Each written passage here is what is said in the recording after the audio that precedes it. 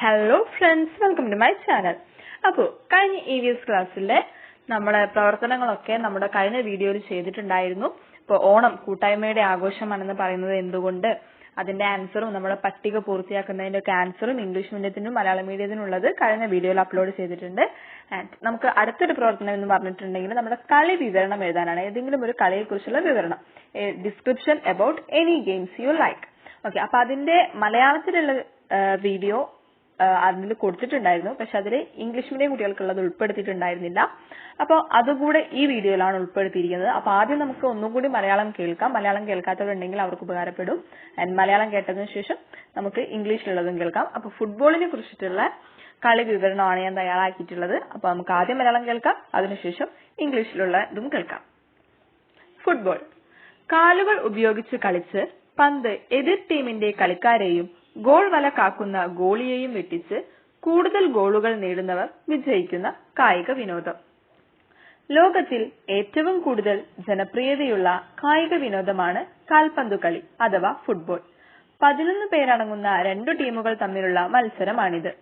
ചതുരാകൃതിയിലുള്ള മൈതാനത്തിലാണ് കളി നടക്കുന്നത്.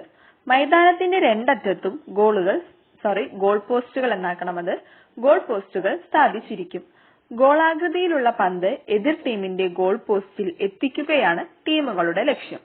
ഏറ്റവും കൂടുതൽ ഗോൾ നേടുന്നവർ കളി ജയിക്കുന്നു. കാലുകൊണ്ടാണ് പ്രധാനമായും ഫുട്ബോൾ കളിക്കുന്നതെങ്കിലും കൈയൊഴികെ മറ്റെല്ലാ ശരീരഭാഗങ്ങളും കളിക്കാർ ഉപയോഗപ്പെടുത്തുന്നുണ്ട്. എന്നാൽ ഇരു ടീമിലെയും ഗോൾ കീപ്പർമാർക്ക് പന്ത് കൈകൊണ്ട് തൊടാം. കളി നിയന്ത്രിക്കുന്നതിന് കളിക്കളത്തിനകത്ത് ഒരു പ്രധാന റഫറിയും മൈതാനത്തിന്റെ ഇരു പാർശ്വങ്ങളിലും ഓരോ സഹ റഫറിമാരും ഉണ്ടാകും. കളിക്രമം. 11 പേർ വീതമടങ്ങുന്ന 2 ടീമുകൾ തമ്മിലാണ് ഫുട്ബോൾ മത്സരം. പന്ത് കൈക്കലാക്കി എതിർ ടീമിന്റെ വലയിൽ, അതായത് ഗോൾ പോസ്റ്റിൽ എത്തിക്കുകയാണ് ലക്ഷ്യം. നിശ്ചിത സമയമായ 90 മിനിറ്റിന്റെ പരിധിക്കുള്ളിൽ ഏറ്റവും കൂടുതൽ ഗോൾ നേടുന്ന ടീം കളി ജയിക്കുന്നു. ഇരു ടീമുകളും തുല്യ ഗോളുകളാണ് നേടിയതെങ്കിൽ കളി സമനിലയിലാകും.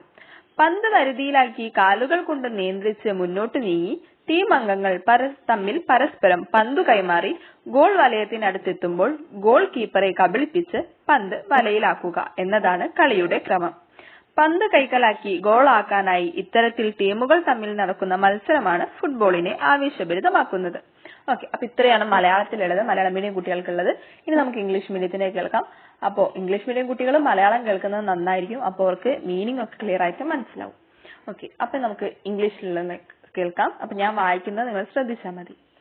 Association football, more commonly known as football or soccer, is a team sport played with a spherical ball between 2 teams of 11 players.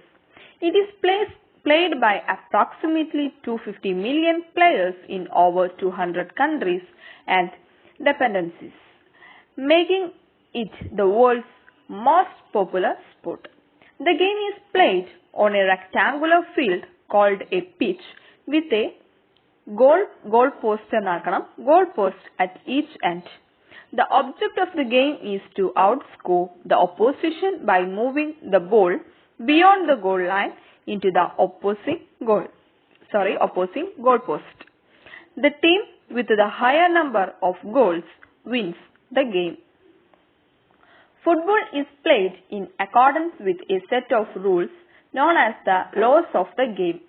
The ball is 68 to 70 centimeter in circumference and known as the football.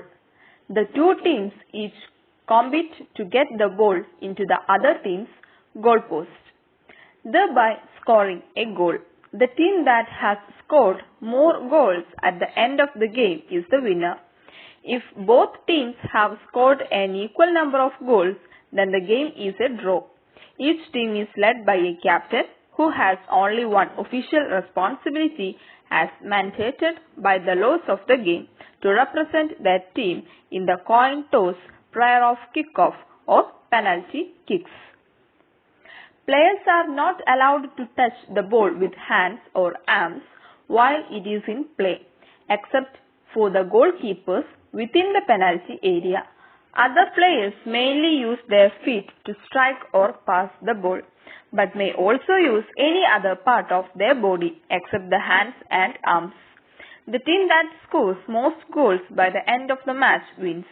If the score is level at the end of the game, either a draw is declared or the game goes into extra time or a penalty shootout depending on the format of the competition.